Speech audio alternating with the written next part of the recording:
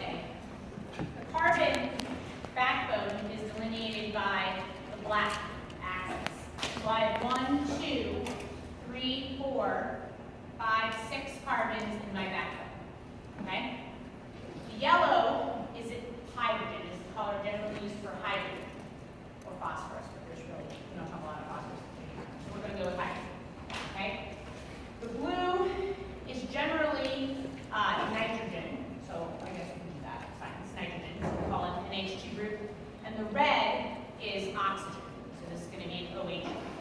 So when I draw on the board from this model, okay, anything that's black is going to be carbon, so that'll go on the board as carbon. The red's going to go up as an OH, blue's going to go up as an NH2, and the yellows are going to go up as hydrogen. That's my color coding from my model, okay? Now, there are 3 different views I can take on my model. The first one is to draw it from the view that you have currently. And that would be what we call side on. That's you looking from your side. I can look at it from my side as well, right? But we'll draw it from your perspective, and we'll draw it from your side onto the molecule. That would be a dash wedge structure, okay? This black carbon backbone would be in one plane, so that would be in the plane of the board, okay? The red and blue groups are coming towards you, right? So if this is one plane, this red group and the yellow on one carbon, this blue group on the other carbon and yellow are not in the same plane, right? The red and the blue are coming toward you, and the yellows are going away from you, right? Because each of these are tetrahedral centers. So if I were to draw this as a dash wedge structure, okay, I would draw it as follows.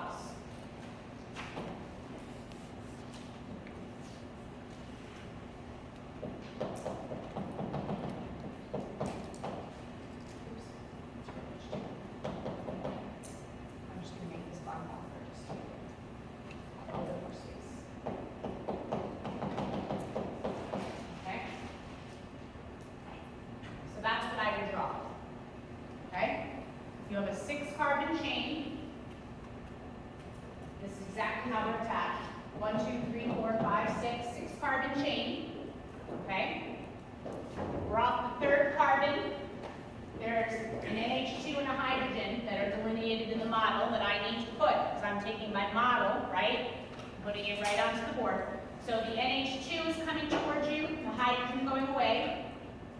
Then on the very next carbon, the OH is coming towards you, so it has to go in a wedge, hydrogen going away, so it goes in a dash. So that's exactly what it looks like. And that's what we call our dash wedge model. And that's what we call side-on view. Okay? So you see these a lot, these dash wedge structures quite a lot.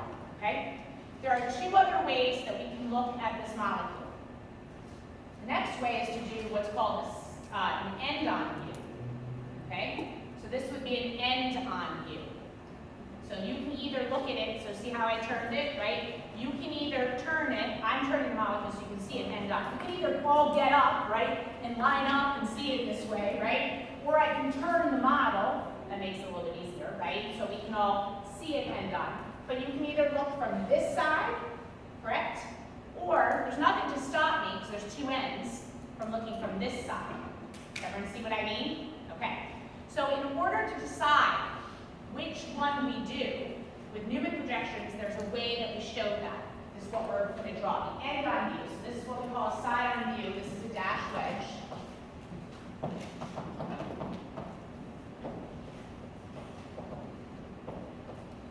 The next one is what we call an end-on view. And this is called a Newman projection. Okay?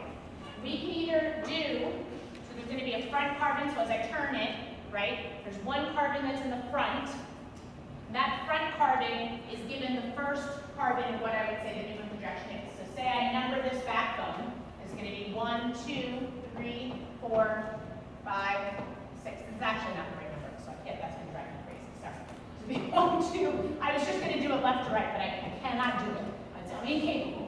So this here, what I've just turned your model to be, okay, and the one we're going to draw, is what we call specifically a C4, C3 Newman.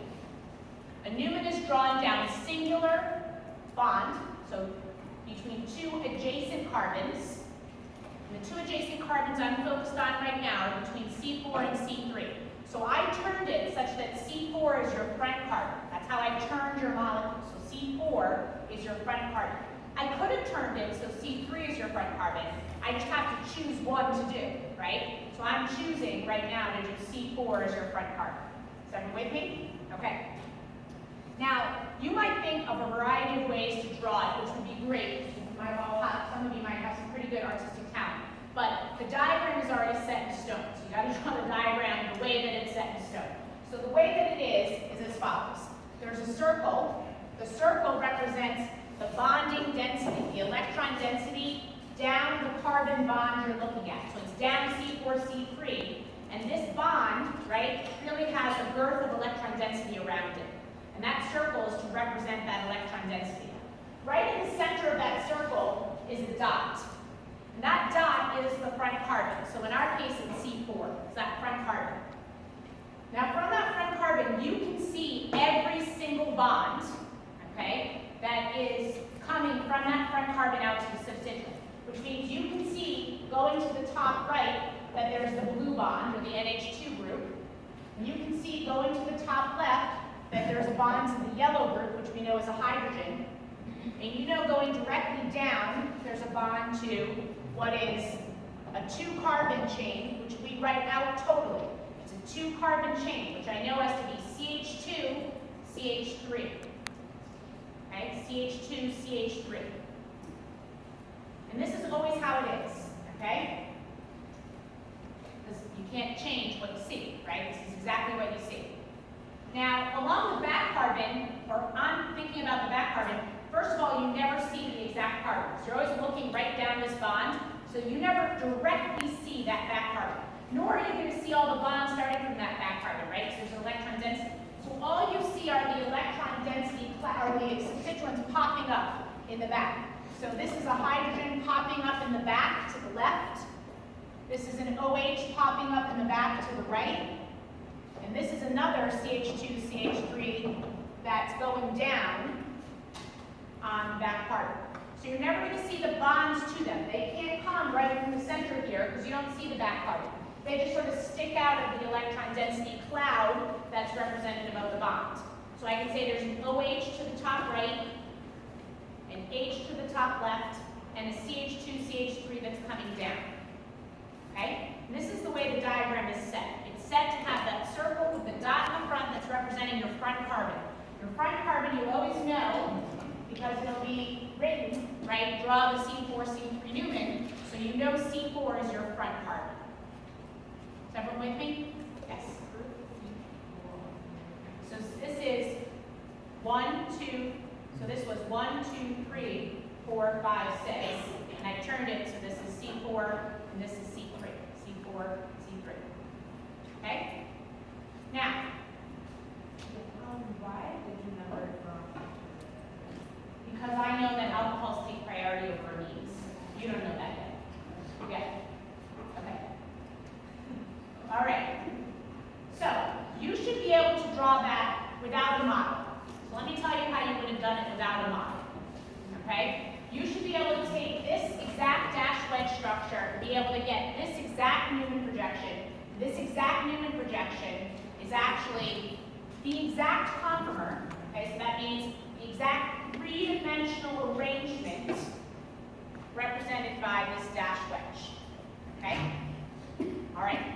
So the way you do that is to say, okay, she told me to draw it down C4, C3. So if you can imagine yourself sort of over here, right? This is your eye. And you're looking at the structure this way. So you're looking down this bond. Okay? So I'm situating myself. Trying to show you how to situate yourself. You're looking down that bond. In that case, if this is in the plane of the board, these wedges are coming to my right. I have to begin to imagine in three-dimensional space. I have to remind myself that the wedges, when I come from this perspective, the wedges are on my right because they're sticking out of the board, and the dashes are on my left because they're going into the board. Is everyone with me? Okay? And when I'm over here, let's say I did C3, C4. If I'm over here, and I'm looking this way, Where are my wedges? They're on the left. Okay, so be careful. You got to be careful about which direction you're supposed to look at the bond. But if I'm over here, all the wedges are on my right, and the dashes are on my left. Okay? All right. When I start, I have 4 starting platforms. That's what I wrote here on the right board. You were wondering what the heck this is the whole time I've been talking. That's what it is. These are the 4 starting gates. You will always start with one of these 4 Newman projections. So let me tell you how you choose which one it is. Okay? I'm hoping that you can see that this is what you have. This is what matches to your structure. And that is bonds in the plane of the page that are pointing down, right? Both down, and then your wedges and dashes pointing up, right? So as I come along my backbone, this, if I look from 2 to 3, this is bond in the plane of the page down. C3 is bond in the plane of the page down. Does everyone see what I mean? Okay? That means this is my starting Newman projection. Okay? Because this center here that I'm boxing out for you, these are the bonds in the plane of the page. So this says the bond in the plane of the page on the front carbon is down, the bond in the plane of the page on the back carbon is down. Because the bond in the front of the page is directly down, right towards 6 o'clock. And I can see that the bond in the plane of the page on the back carbon, right, pops out in the same direction at 6 o'clock. Okay? Here are the other ones that you can have. This would be somewhat similar, but this would be each carbon having bonds in the plane of the page pointing up, right? If I looked at this carbon and this carbon, both bonds in the plane of the page, straight lines, solid lines, are both pointing up. So that would be my starting point here.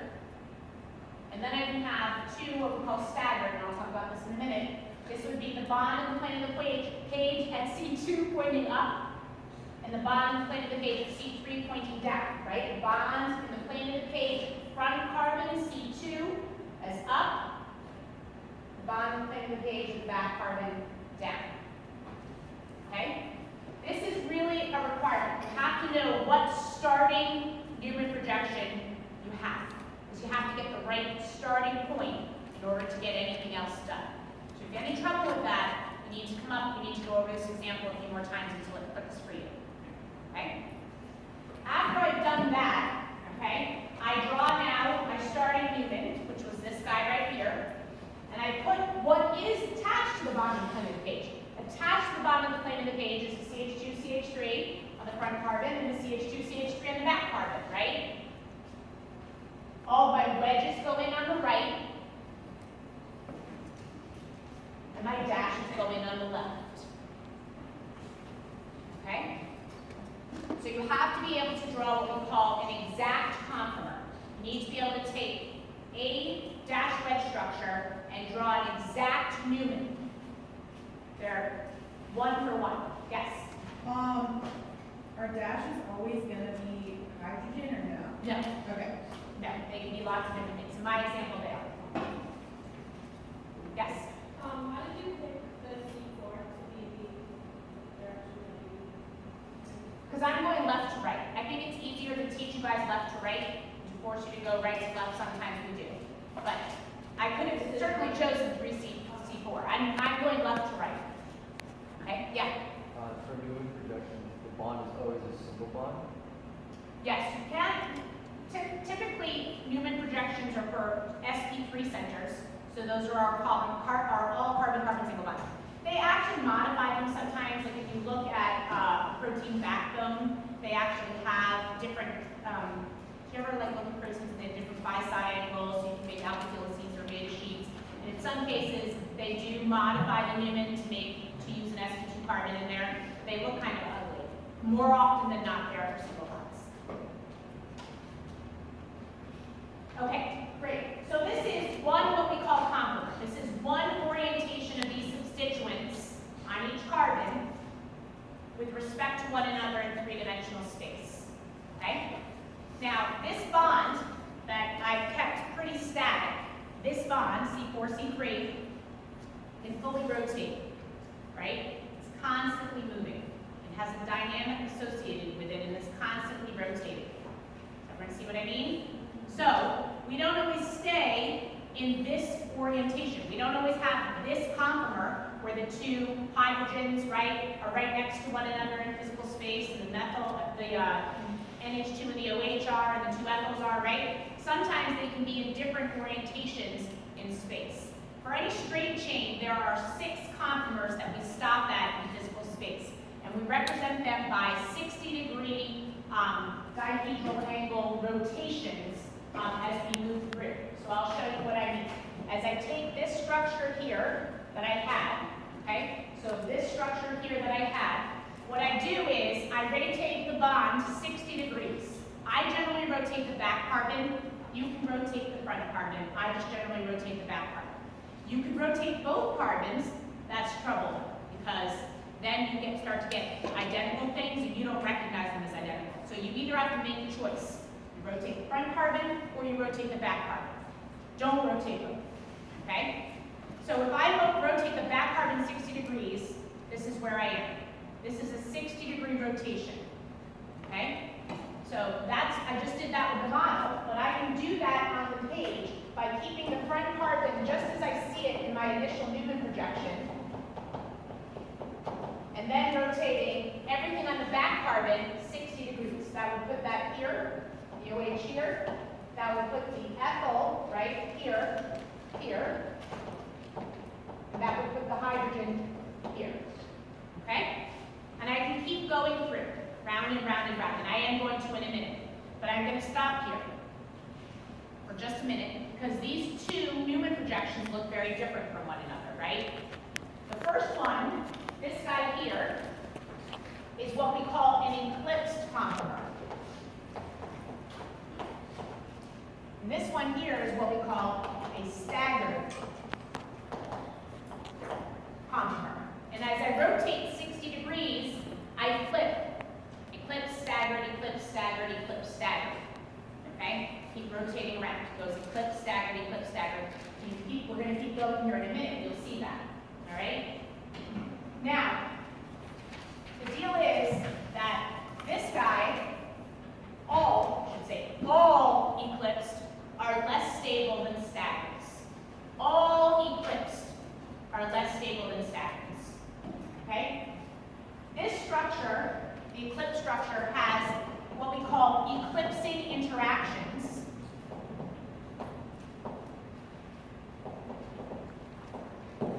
And this is truthfully a measure of what we call torsional strain. Torsional strain are when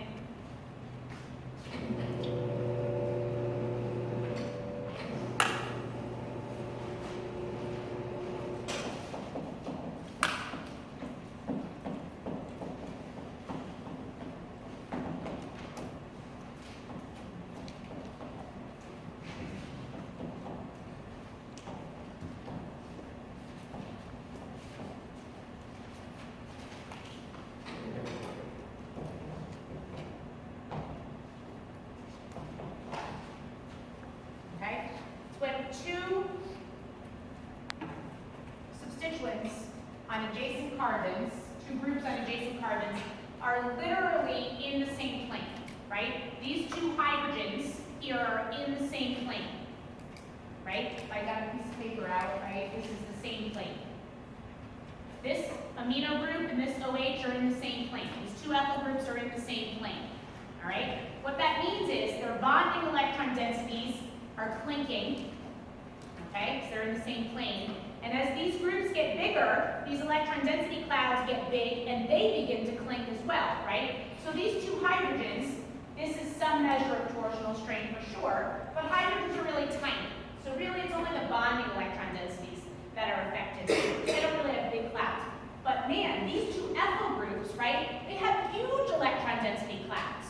So it's not only the bonds, right, the bonding electron density that's going to clink, right, these two like charges don't like to share the same space, but these huge clouds are also in one another's space, okay? So torsional strain, eclipsing interactions are bad. Those are always less stable, all right? Our staggereds are always more stable, and we actually track two different types of interactions. We track Gauss interactions, which are bad. So these are the bad kind. These come with what we call steric strain. I'll define that here in a minute. And we also track anti-interactions, which are the good kind. They don't come with any bad flavor to them, okay? So, steric strain is in essence two groups on, it doesn't have to be attached, so I'm going to go with neighboring. Neighboring carbons whose electron density clouds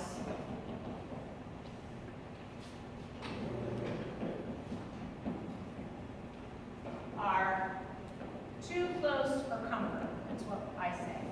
Too close for comfort. Okay?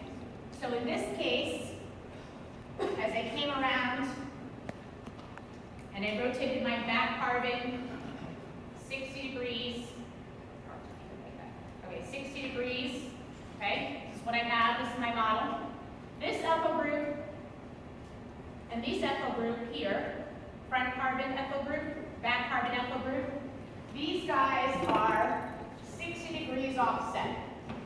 60 degrees offset is a measure, it's a Gauss interaction, so it has to be 60 degrees offset, and 60 degrees offset is in essence still allowing those electron density clouds to be too close to one another. Yeah, they're further apart than they were when they were eclipsing, but if this is a very large group, and this is a very large group, right, they're in essence going to clink with one another, all right? So that means they're too close for comfort. This steric strain only comes when they're 60 degrees offset, when they have a Gauss interaction. Now, there are a few Gauss interactions in here that I would in essence track, okay? Watch the ones I track and see if you can follow. These two ethyls have a Gauss interaction. This ethyl on the front carbon and the OH on the back carbon have a Gauss interaction. This OH on the back carbon and the NH2 have a Gauss interaction. And that's it. I'm not tracking the NH2 and the H. They're 60 degrees offset, but H doesn't have a large enough electron density cloud to track any steric strain associated with it. Hydrogen does not get involved in steric strain. Torsional strain, yes. Steric strain, no. So I wouldn't track this Gauss interaction, it has no meaning. I wouldn't track the HH Gauss interaction, it has no meaning. And I wouldn't track the H ethyl, it has zero meaning. So I'm tracking three Gauss interactions here. 1, 2, 3. Everyone with me? Okay. So what I'm going to do now is take these two and I'm going to redraw them, and then I'm going to continue rotating. Because every straight chain conformer has six conformers. Okay? Conformer is just a rotation, as you probably picked up on, of carbon-carbon bonds. It's a 60-degree bond rotation of that CC bond I'm looking down. So I can draw 6 conformers for any straight chain alkane down each bond, 3 staggered and 3 eclipsed. So I'm just going to draw them all out, and we're going to talk energetically about which one's most stable, which one's least stable, etc. So I'm going to redraw these two and then continue my rotations.